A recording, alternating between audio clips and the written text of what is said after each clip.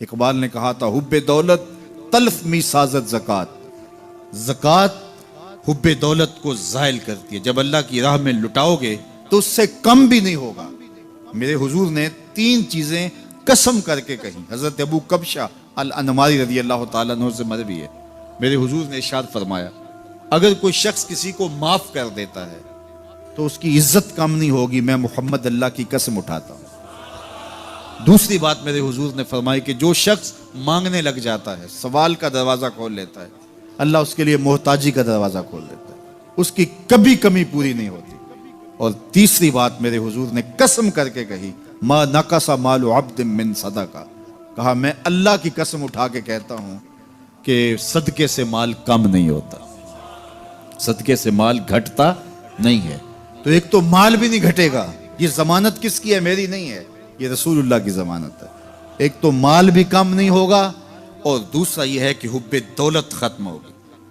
حب دولت تلف می سازت زکات، یہ ماہ سیام آ رہا ہے تو زکات سے حب دولت کو کم کیجئے، بلکہ صدقات دیجئے، نفلی صدقات کیجئے، غرباء کی مدد کیجئے، مساکین کی مدد کیجئے، اپنے غریب محتاج رشتہ داروں پہ غور کیجئے، ان کی مدد کیجئے، اپنی ہمسائیگی میں دیکھیے، پردے سے مدد کیجئے، ان کی عزت نفس بھی مجروح نہ ہو۔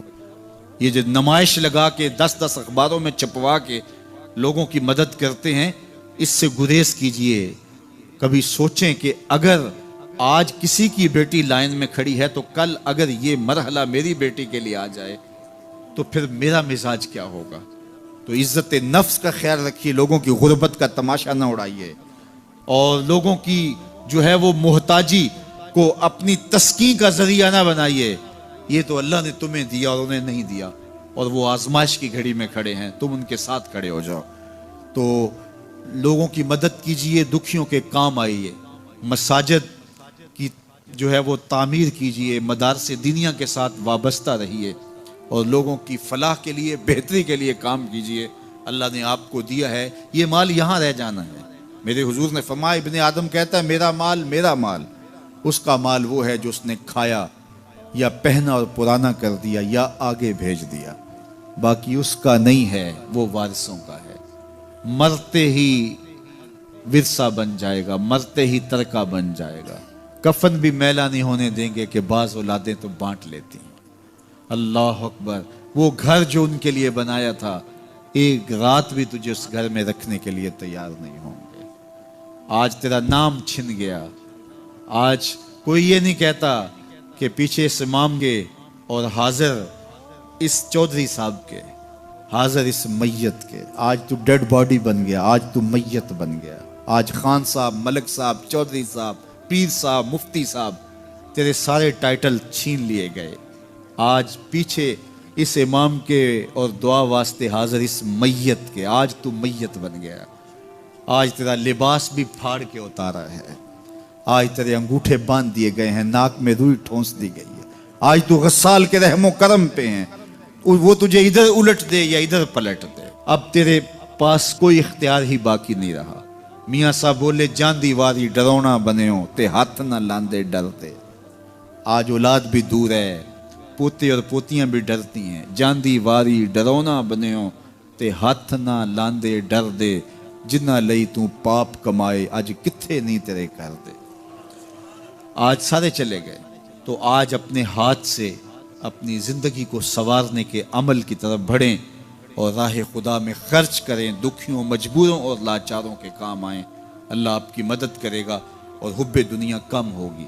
اللہ تعالیٰ جل شانہ نے سورہ عادیات میں پہلی 5 آیات میں قسمیں کی، پھر 3 آیات میں جو ہے وہ حضرت انسان کی وہ کمیاں، کوتاہیاں جن کی بنیاد پر باقی گناہ سرزد ہوتے ہیں ان کو بیان کیا، اور اس کے بعد پھر علاج بھی قرآن نے بتایا، اور کس قدر اس کو چوٹ لگائی۔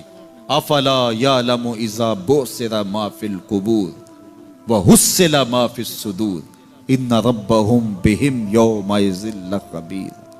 افلا یعلم اذا بعثر ما فی القبور، اے اکڑ کے چلنے والے، اے ناشکر انسان، اے دولت کے پجاری، وہ وقت یاد کر جب تو قبر سے اٹھایا جائے گا۔ اس وقت کفن بھی چھین لیا جائے گا، اب سب کو چھین لیا گیا، دولت، بینک بیلنس، تیری جائیدادیں، پلازے، گاڑیاں، گھر، کوٹھیاں، بنگلے، سب کچھ یہیں رہ گیا، صرف ایک چادر کفن کے لے کے جا رہا ہے۔ لیکن جب قبر سے اٹھایا جائے گا یہ کفن کی چادر بھی رہ جائے گی، برہنہ اٹھایا جائے گا۔ اللہ اکبر، نہ پاؤں میں جوتے، نہ سر پہ پگڑی، نہ بدن پہ کپڑا، برہنہ اٹھایا جائے گا۔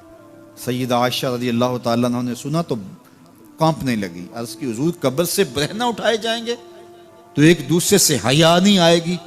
فرمایا عائشہ معاملہ اس سے بھی آگے ہے، کسی کو ہوش ہوگی تو حیا آئے گی، ہوش اڑے ہوئے ہوں گے، خوف قیامت طاری ہوگا، قبروں سے یوں لوگ اٹھائے جائیں گے۔ افلا یعلم اذا بوسر ما فی القبور، اب بوسرا کا جو مفہوم ہے، جو ترجمہ اور معنی ہے وہ تو رہے، بوسرا کا جو صوتی آہنگ ہے، جب بولتے ہوئے ایک جھٹکا لگتا ہے تو قبروں سے اٹھتے ہوئے لوگوں کی کیفیت معلوم کرنے کے لیے بوسرا کا صوتی آہنگ ہی کافی ہے۔ افلا یعلم اذا بوسر ما فی القبور وحصل ما فی الصدور، حصلہ کے اوپر جو تشدید ہے، یہ معنی کو کتنی خوبصورتی کے ساتھ ایک مجسم پیکر میں سامنے لا رہی ہے۔ اللہ فرماتا پھر وہ وقت آئے گا جو سینے میں ہوگا وہ تشت ازبام ہو جائے گا۔ آج آپ مجھے نیک سمجھتے ہیں، میں آپ کو اچھا سمجھتا ہوں، لیکن میرے سینے کے اندر کیا چل رہا ہے یہ آپ کو نہیں پتا۔ یہ میں تقریر چہک چہک کے کر رہا ہوں، اس کے پیچھے کیا ہے؟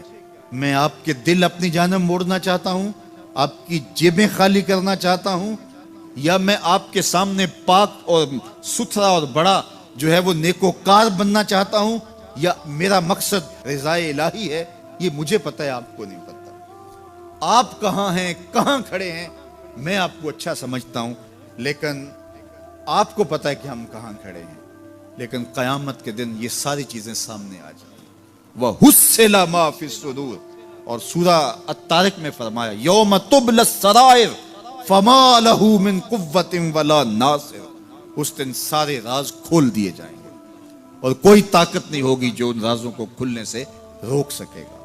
آج طاقتور کی بات نہیں کھلتی اور کمزور کی بات اچھال دی جاتی ہے، لیکن وہ وقت آنے والا ہے یوم تبلی السرائر فما لہ من قوت ولا ناصر، نہ زور کے بل پہ، نہ زر کے بل پہ، نہ کسی اور بل پہ کسی کام کو روکا جا سکے گا، ہر شے تشت ازبام ہو جائے گی۔ وہ کتنا سخت دن ہوگا، اے داور حشر میرا نامہ اعمال نہ پوچھ، اس میں کئی پردہ نشینوں کے بھی نام آتے ہیں، تو وہ کتنا سخت دن ہوگا۔ وَحُصِّلَ مَا فِي الصُّدُورِ إِنَّ رَبَّهُمْ بِهِمْ يَوْمَئِذٍ لَخَبِيرٌ، بے شک ان کا رب اس دن ان سے خوب باخبر ہوگا۔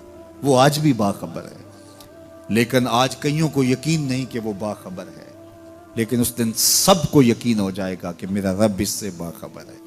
جب پرانی تصویریں چلنا شروع ہو جائیں گی، جب ساری ویڈیو سامنے آ جائے گی، زندگی میں جو کیا، تنہائی میں، اعلانیہ، خفیہ، جہاں جہاں جو کیا، داد عیش دی، سب کچھ تشت ازبام ہوگا، سب کچھ جو ہے وہ سکرین پہ چل رہا ہوگا، کوئی چیز بھی تشت ازبام ہونے سے نہیں رہ جائے گی۔ تو پھر بندہ کہے گا اوہو یہ تو سب میرے مالک کو پتا تھا، لوگوں کی نظروں سے چھپ سکا، رب کی نگاہوں سے تو نہیں چھپ سکا، اس کی نگاہوں سے کون چھپ سکتا ہے؟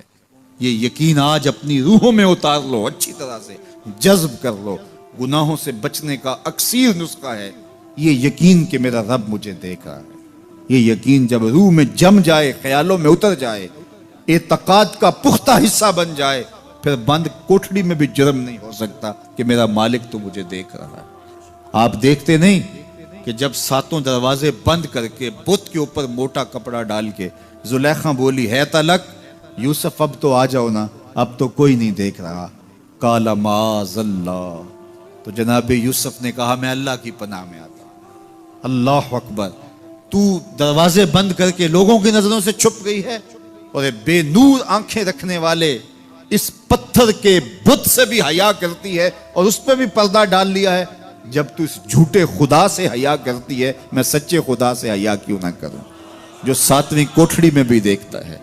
اتنی روشنیاں برسی کہ گناہ کا تصور بھی محال ہو جائے، تو یہ یقین کہ میرا اللہ مجھے دیکھ رہا ہے، یہ انسان کی زندگی میں نظم پیدا کرتا ہے۔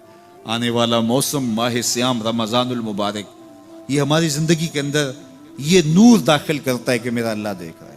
کڑکتی دھوپ، برستی گرمی، زباں کانٹا، ہونٹ خشک، گلا خشک، دروازہ مکفل، ٹھنڈا پانی دستیاب، لیکن ایک گھونٹ بھی حلق سے نیچے نہیں اتارتے کہ میرا اللہ دیکھ رہا ہے۔ وضو کرتے بھی احتیاط کرتے ہیں کہ میرا اللہ مجھے دیکھ رہا ہے۔ کرتے ہیں کہ نہیں کرتے؟ یہ نور ملتا ہے کہ نہیں ملتا؟ اس کو پھر جذب کر لینا چاہیے تاکہ یہ زندگی میں چھا جائے، کیونکہ جو رمضان میں دیکھتا ہے وہ غیر رمضان میں بھی دیکھتا ہے۔ اور پھر پانی نہیں پیتے کہ اللہ دیکھ رہا ہے، کھانا نہیں کھاتے اللہ دیکھ رہا ہے، لیکن جب آنکھ بھٹکتی ہے تو اس وقت اللہ نہیں دیکھتا، جب خیال بہکتا ہے تو اس وقت اللہ نہیں دیکھتا، رشوت میز کے اوپر سے لے رہے ہوں یا نیچے سے لے رہے ہوں تب نہیں اللہ دیکھ رہا ہوتا، اللہ صرف کھانے اور پینے کو دیکھ رہا ہوتا ہے۔ یہ جو ایک نور آیا ہے اس کو جذب کر لیں، پوری زندگی میں پھیلا لیں۔ تو اسی لیے رمضان تقوی بانٹتا ہے، روزہ تقوی بانٹتا ہے، زندگی میں نور اور روشنیاں بھر دیتا ہے۔